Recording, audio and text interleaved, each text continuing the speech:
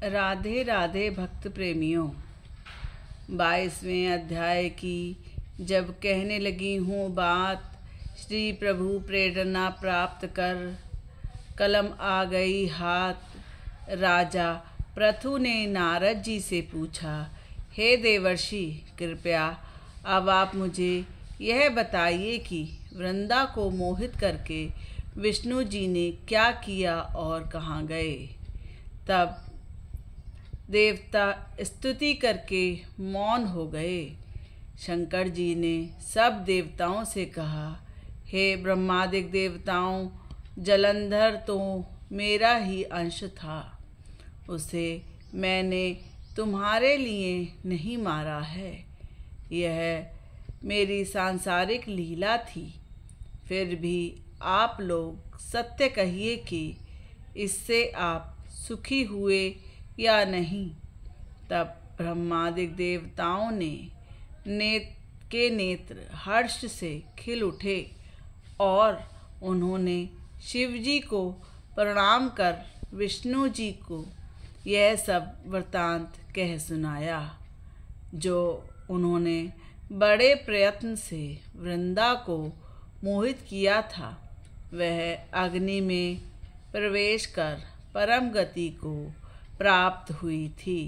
देवताओं ने यह कहा कि तभी से वृंदा की सुंदरता पर मोहित हुए विष्णु जी उनकी चिता की राख लपेटे हुए इधर इधर घूम रहे हैं। अतएव आप उन्हें समझाइए, क्योंकि यह सारा चर अचर आपके अधीन है। देवताओं से यह सारा वृतांत सुनकर शंकर जी ने उन्हें अपनी माया समझाई और कहा कि उसी से मोहित विष्णु भी काम के वश में हो गए हैं।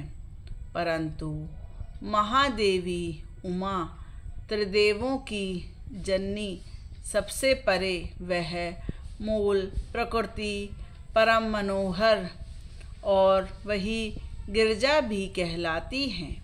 अतएव विष्णु का मोह दूर करने के लिए आप सब उन्हीं की शरण में जाइए। शंकर जी की आज्ञा से सब देवता मूल प्रकृति को प्रसन्न करने लगे।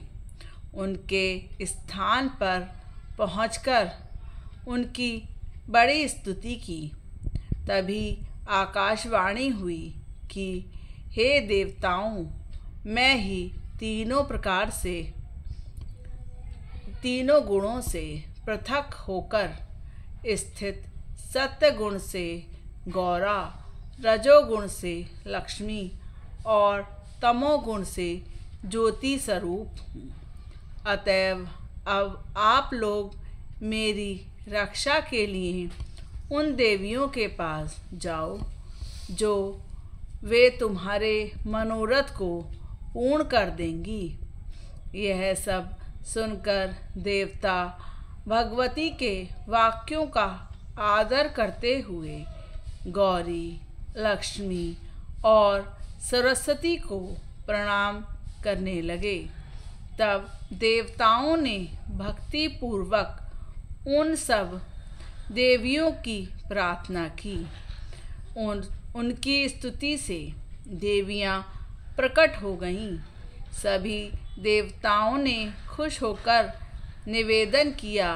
तब उन देवियों ने कुछ बीज देकर कहा, इसे ले जाइए।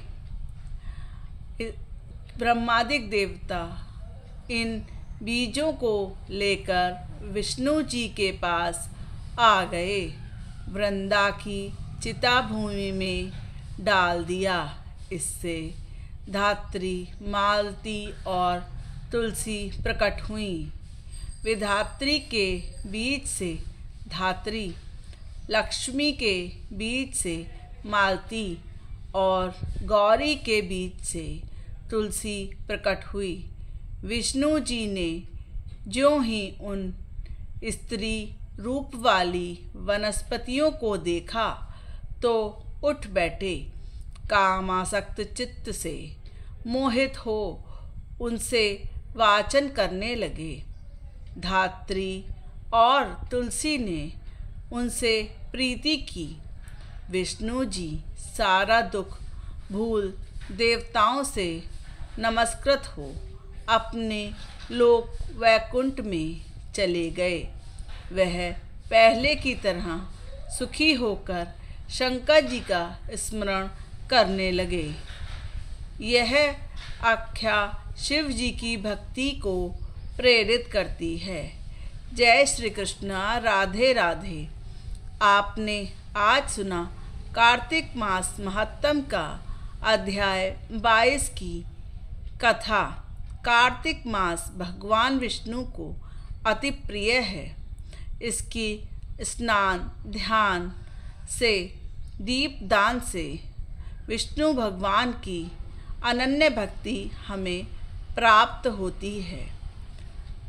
जय श्री राधे। जय श्री श्याम।